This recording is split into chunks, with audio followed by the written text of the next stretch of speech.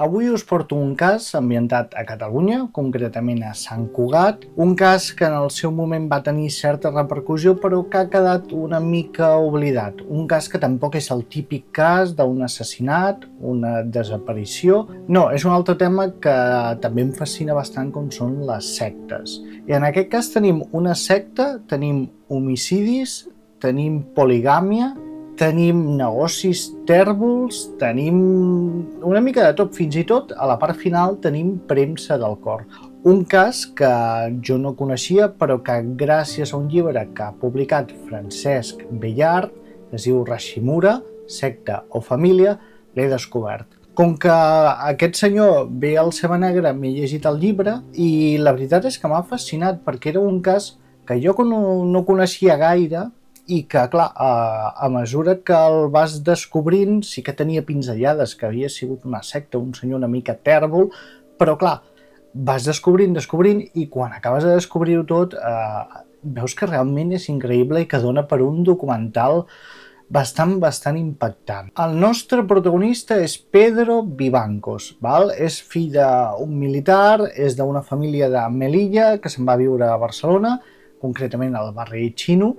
Era el barri allà a prop de la Rambla, que també està a prop del port. Era un dels barris, com tots els barris xinos de totes les ciutats, no sé per què, que tot era una mica fosc. Prostitució, mariners que buscaven una mica de companyia, drogues, una mica, ja sabeu, aquest ambient que hi havia per aquella època que tampoc acompanyava gaire. I bé, els seus pares acaben muntant un bar, més que un bar podríem dir un local de nit, concretament un local de nit d'espectacles, un tablau. Val? A aquella època hi havia molts tablaus a Barcelona on passaven ballarins, passaven guitarristes, o sigui, cantejondo, sevillanes, tot el que us podeu imaginar d'aquest estil, passava per allà, estava molt de moda, tot i que sí que és cert que a poc allò estava perdent pistonada. Però bé, encara vivia un moment prou bo i aquest Pedro Vivancos, bé, tenia el seu pare i la seva mare allà, treballant al bar, i el nano aquest es va començar a interessar en veure tots aquells artistes cap a aquest art. I a poc va anar aprenent a tocar la guitarra i a ballar. Això de ballar ràpidament va descobrir que era una cosa que se li donava bastant bé, que tenia cert art innat que feia que destaqués. Va acabar passant per escoles de dansa on va anar aprenent, per escoles bastant reputades, amb bastant de nom, fins que finalment va començar ja a destacar moltíssim. Era una persona interessant, era jove, les crítiques el deixaven molt i molt bé, i acaba enamorant-se. Podríem dir que s'enamora, però podria dir que, bé, també s'enamoren d'ell. Coneix una gran ballarina reputadíssima que ha viatjat fent gires amb el seu grup i bé, en una presentació oficial davant dels mitjans, aquesta ballarina reconegudíssima i molt més gran que ell li fa públic a tothom que serà el seu nou company de ball. Els dos tenen un èxit espectacular, tan espectacular que acaben fent també gira per tota Europa, destacant, bones crítiques, s'enrolen no només amb el seu espectacle, sinó que passen per altres companyies, però bé, és un espectacle que ningú es vol perdre, un espectacle que ho està patant rotundament. Però, aquí comencem a veure algunes coses en Pedro que no ens acaben d'agradar. Per exemple, a en Pedro li agradava ser bastant al centre d'atenció, i clar, anar amb una ballarina que tenia molta més carrera que ell, que havia fundat la seva pròpia escola de ball, que era reconeguda a tot el món. Ell sempre quedava una mica a l'ombra. Això, com apunta en Francesc, potser no és explícit de tot el que va acabar passant, però sí que apunta que segurament alguna cosa dins seu li cremava, que necessitava ser el centre d'atenció i allà semblava un secundari. Per això, quan aquesta ballarina decideix abandonar el món del ball, o sigui, jubilar-se, podríem dir, de trepitjar escenaris, se'n va a Sant Cugat, que és on té la seva família, té una casa i de més, se'n va allà a viure tranquil·lament amb el seu marit, en Pedro, tenen 2 criatures, tot normal, però arriba un moment ja a l'acabar de néixer la segona criatura, que decideixen partir peres. Decideixen separar els seus camins i l'home, en Pedro, ho passa molt malament perquè s'acapardarà la custòdia de les criatures, que no les podrà veure gaire i això ho comença a preocupar. És una cosa que no li agrada, ell li agrada tenir les criatures a prop, ho porta molt malament. De mentre, ella ha muntat la seva escola de ball i ell també ha muntat la seva pròpia escola. Es veu que és una espècie, no diré d'hangar, però bé, una cosa una mica tronada, que ho troba i aprofita ja per fer escola on te fa diferents coses. Comença a fer això, ball, guitarra i demés, però també comença a fer classes d'una cosa que li interessa, que ell també ha anat estudiant, que és arts marcials. Ell decideix fer-se professor d'arts marcials, té el cinturó negre, o sigui que tot bé, ensenyar arts marcials, però de seguida els seus alumnes comencen a veure que té una vessant una mica espiritual que els estranya. Val?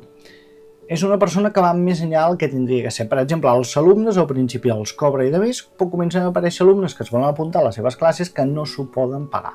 I ell, a canvi, els demana favors. No us imagineu res estrany. Rotllo, ostres, doncs mira, et quedes a fregar, m'ajudes a no sé què. Fins i tot comencen a aparèixer alumnes que no tenen on dormir i ell acaba acceptant que vinguin aquests alumnes cap allà. Ell s'acaba de separar, o sigui, ho passa malament, té companyia, amb nanos joves, no penseu malament, però bé, comença a agafar una relació molt més enllà del que seria el típic professor que vas un cop a la setmana, fas 4 patades o toques una mica la guitarra i te'n vas cap a casa, sinó que començava a ser com una espècie de líder espiritual d'un grup de joves. Sigui com sigui, l'home està destrossat i el que fa és el que fan els homes, malauradament, que és quan es veuen agobiats, agafen i foten al camp. I aquest senyor, d'un dia per l'altre, decideix que se'n va a Àsia. Aquí comença una cosa molt interessant perquè no hi ha informació. No hi ha res d'informació de dir de què va fer exactament aquest home allà. Desapareix. Durant una temporada llarga no apareix, ningú sap què se n'ha fet d'ell, no en saben res, no hi ha contacte amb ningú. Però bé, al cap d'un temps torna, però també torna una mica canviadillo. Per què? Cabell rapat. Ara és calb, serrapat, ni un pèl al cap. Val? També porta una vestimenta oriental. Val? Una espècie de kimono negre, vale, normal. També s'ha canviat el nom. Ara es fa dir Rashimuda. Vale? S'ha trobat a si mateix, s'ha canviat el nom. Val? Però els alumnes sí que noten que hi ha coses que, més enllà de tot això, que alguna cosa no acaba de funcionar. El que ell diu és que ha anat allà i ha après de tot. O sigui, les arts marcials se les sap totes. Que fins i tot ell feia por a la gent d'allà, que li diuen el puny més ràpid de no sé quina ciutat. Perquè cara dones gardeles que te cagues. I que no només ha après arts marcials. Aquest home també ha après totes les tècniques de medicina asiàtica que puguis imaginar. Acupuntura, malacer, els xis, tot. Ho sap absolutament tot. Ha vingut fet una persona nova. I el que fa és que el que abans era una cosa potser més puntual de excepte nanos joves i de més, es poden quedar a dormir i tal, ara ja és com, no, m'interessa que us quedeu a dormir, què et sembla? Una mica raro. Però és que a més, també decideix que, bé, vol tenir parella, però el problema és que no vol tenir parella, vol tenir parelles, amb 7 dones, val? Una per cada dia a la setmana, no ho sé, però acaba tinguent això, 7 dones. El curiós de tot és que aquí ja comença a muntar una espècie de comuna on viu ell amb les 7 dones, més els seus alumnes, el seu sèquit. El que fa és, aquí sí que ja comença a ser tot una mica massa raro. El que fa és que ell pot tenir relacions amb les dones, però és que ell després, amb els alumnes i les alumnes, els prohibeix que tinguin sexe fins que ell ho digui. I ell decideix qui té sexe amb qui, i ell, en ocasions, té que ser-hi present. Terbo. Molt terbo.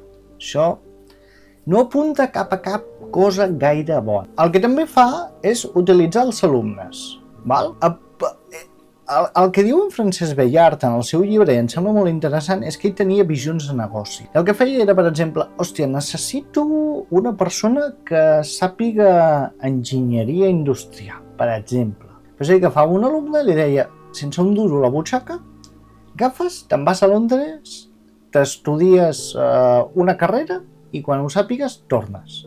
O tu te'n vas a no sé on durant no sé quant de temps i tornes aquí i sabràs això. Utilitzar els alumnes per fer aquestes coses. Comença a guanyar els primers calarons i comença a muntar negocis. Com que ell creu molt amb el tema del menjar orgànic i de més, el que fa és muntar un restaurant pensat per això, per menjar orgànic, macrobiòtic. També munta una empresa de menjar d'animals macrobiòtica i també munta una clínica. Tot allà a Sant Cugat. Abans, però, hi havia muntat una llar d'infants. La cosa no va sortir gaire bé. És més, es veu que els pares dels alumnes es van revolucionar i es van anar a queixar i aquest home, en veure el panorama, va decidir tancar-la i que ja hi hauria una altra cosa perquè jo no anava enlloc. Però bé, restaurant. El restaurant més o menys bé, tampoc cal ser enginyer per muntar un restaurant, bé. El que es descobreix és que l'empresa de menjar d'animals se suposa que macrobiòtica no era així, sinó que agafaven, compraven pinso en un altre lloc, li canviaven l'envàs i ho feien passar com a menjar macrobiòtic. Però el més fort de tot és com aquest senyor pot muntar una clínica si no és doctor? Doncs bé, ho aconsegueix muntar. Munta una clínica, hi ha una espècie de casa, on ajuda a tothom. Val? Toca tots els pals. Passi el que et passi, ell et cura. Tinguis el que tinguis. Des de, no sé, morenes, jo què sé, diabetis, càncer, tot t'ho pot curar, segons ell. Però sense ser doctor ni res. Amb el que ha après a Àsia, t'ho cura. El que fa, per això, per poder obrir la clínica, sí que té una persona que coneix, que és doctor, que li firma els papers necessaris i amb això ja cobreix l'expedient legal, se suposa. Però bé, tenim testimonis de gent que va anar a aquesta clínica. El millor de tot és que hi ha gent que va anar a la clínica i diu que sí que els va curar coses que semblaven impossibles. Val? Càncers terminals te'ls cura. Coses rares te'ls cura. Un tio que comença a caminar. Perquè segons ell en Hashimura, tots els mals que provenen de dins, o sigui, que no t'has fet mal, sinó que el mal ve de dins, és culpa teva. Perquè no penses correctament. Si tu et vols curar, cures. Que sembla molt heavy, però és així. I allà hi ha un cas d'un nano que va venir amb cadira de rodes i que li va dir que el que passava és que ell era un vago, que no caminava perquè no volia caminar. El pitjor de tot és que aquest nano va començar a caminar aquell mateix dia. Ho trobo molt heavy. Jo no sé fins quin punt és real, jo us dic el que he llegit.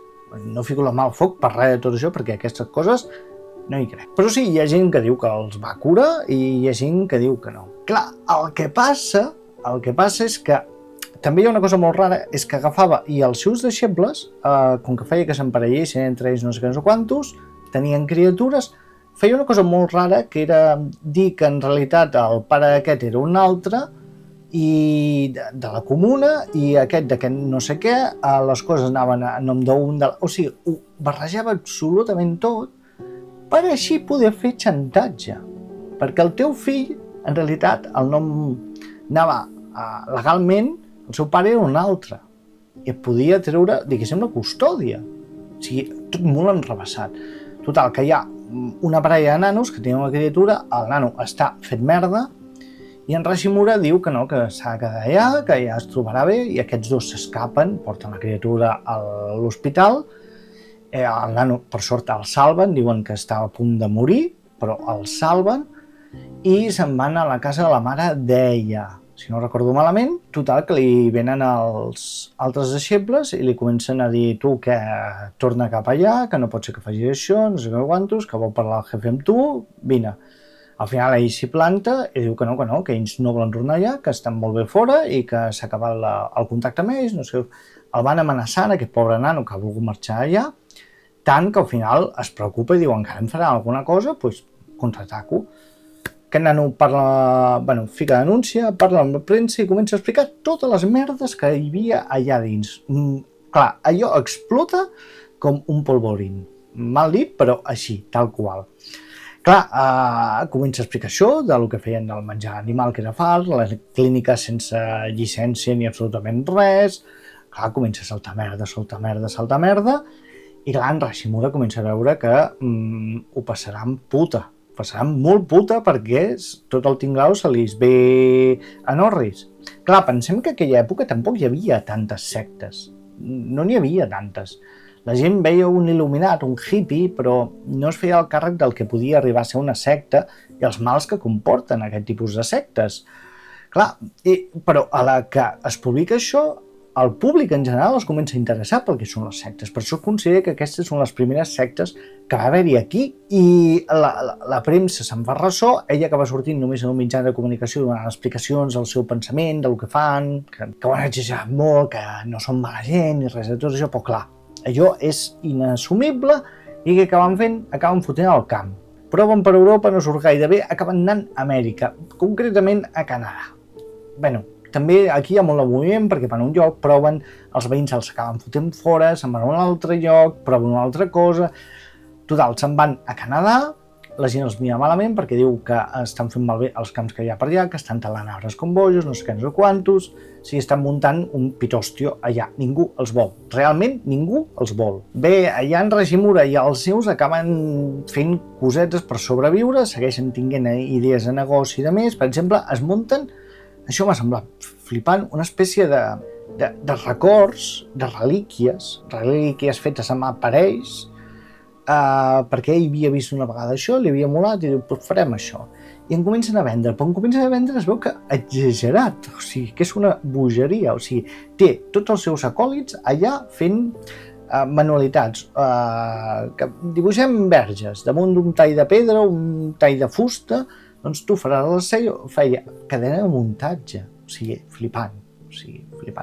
I allà seguíem igual. El tio anava acumulant criatures, perquè clar, tenia 7 dones, i ell tenia llibertat per anar embastant dones, i els seus acòlits també.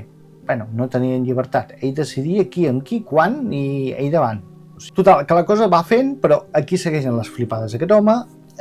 Decideix que tinguem problemes a tot arreu, el millor que podríem fer és anar a viure a un vaixell, val? Així ningú et toca els nassos, val? Vius a un vaixell, et mantens a tu mateix amb el que tinguis i de més, val? És la seva idea, manda a un nano que se'n vagi a no sé on a estudiar disseny nàutic, val? Per construir embarcacions perquè ells se'n puguin anar a viure allà.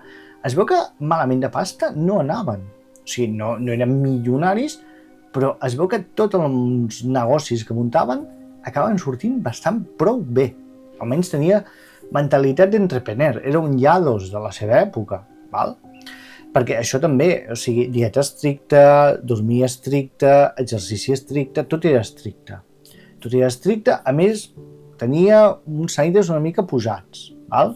Per exemple, explica l'anècdota que va anar un tio allà a tocar la guitarra, va dir per mirar si l'agafava per fer cursets de guitarra, i diu que li va dir l'altre que se'l mirés, no sé quantos, no sé què, i el nano aquell, quan va començar a sentir tota la paranoia, va dir, jo foto el camp d'aquí, no m'interessa, i en Vivancos va dir, és que tampoc serveix aquest nano.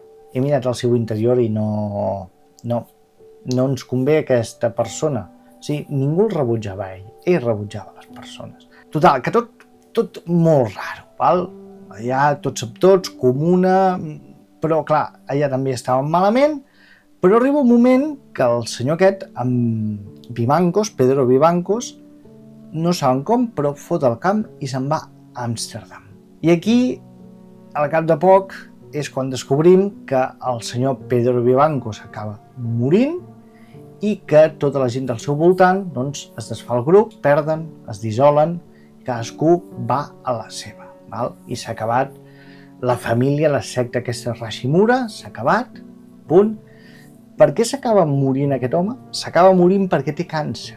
I ell mateix deia que la gent que té una malaltia que ve de dins és culpa seva, de la seva mentalitat fràgil. fràgil, que tenien que ser forts. Doncs ell resulta que potser, segons el seu pare, no era prou fort com per curar-se a si mateix. Ja veieu que acaba amb una mica de rintintín tot plegat, no? La persona que criticava la gent per feble acaba morint per les febleses que atribuïa als demés. Clar, em direu, tampoc hi ha hagut gaires morts ni cap cosa gaire misteriosa, tot plegat. A veure, va haver-hi morts a la clínica, això està clar. Van atribuir-ho a que era gent que ja estava a punt de morir, que no s'hi podia fer res, però clar, tampoc hi havia cap control a aquella clínica, o sigui, tot el que feia era una mica, saps?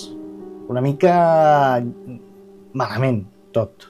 Molt legal, tot el que feia no era. Però el curiós de tot és que aquest home va ensenyar als seus fills arts. Cadascú li va donar un instrument, els va ensenyar a ballar, els va ensenyar defensa personal. O sigui, eren nanos que, vulguis que no estaven escolaritzats, però tenien una formació artística molt important. I aquests nanos, quan van créixer, van muntar una companyia que encara ara existeix, que es diuen Los Vivancos. Són 7 germans, fills d'en Pedro, que han actuat i que, pel que es veu, són un espectacle impressionant. Són una mica estranys, val? A veure, va muntar la companyia, han girat per Europa, per exemple, una princesa se'ls van portar i diuen que aquella nit va passar coses rares, que potser li va treure bastant de profit a aquells nanos. Molts d'ells han estat amb gent famosa, hi ha una exactriu porno, no me'n recordo, la Míriam no sé què, doncs estava amb un d'ells que van acabar tallant perquè deia que li imposava dies de dejuni, dieta super mega estricta i que era insuportable viure amb aquella persona. Però bé, es veu que ho peten bastant i que, bé, si veieu fotos, són nanos massissos, guapos són, s'ha de dir, molt atlètics, i que fan un ball que es veu que és espectacular, sempre escamisats, amb texans, ballant per allà, i que tenen molt d'èxit. Molt d'èxit. O sigui que, ja sabeu, el pare no hi és, però la flama aquesta artística segueix ben viva amb els seus fills, que bé, a part d'artistes, també han tingut artisteo d'aquest de premsa del cor, sortint amb gent realment famosa, o sigui, us faríeu creus de les relacions que han tingut. Però bé, és un cas curiós. Tot plegat ho he tret de la lectura del llibre aquest d'en Francesc Bellart, que espero haver sigut bastant fidel a tot el que explica. Hi ha coses que me n'he oblidat, segurament hauré canviat algun nom, però en termes generals aquesta és la història que ens explica. Compreu-vos el llibre perquè hi ha moltíssima anècdota que us serà superentretinguda. Ha fet un treball de recerca molt interessant perquè si tu vas a buscar informació sobre aquest cas costa molt de trobar-nos, o sigui que es deu haver tancat a hemeroteques, ha entrevistat a gent realment, o sigui, es nota que hi ha un treball darrere el llibre que és molt interessant i a mi m'ha sorprès bastant perquè és això, sí que havia sentit o havia llegit alguna cosa sobre aquest cas, però tampoc havia aprofundit i ara, havent-lo descobert, em sembla molt fascinant i ja us dic, espero que algun dia em facin una sèrie documental perquè crec que val molt la pena. O sigui, i això tot plegat aquí al costat, a Sant Cugat al món. El món amb males maneres, hi ha coses molt tèrboles i segur que encara hi ha coses que no sabem de tot plegat, però, ostres, un cas que m'ha deixat bastant frapat. Res, si coneixeu algun cas que sigui interessant, algun llibre que heu llegit de True Crime que us sembla interessant que comenti aquell cas, m'ho deixeu aquí als comentaris, estaré ben atent. I res, si us mola, seguiré aquí portant-vos casos d'aquests True Crime, desaparicions, sectes, o sigui que ens veiem ben aviat, porteu-vos molt i molt bé, i res, aquí estic, ja sabeu.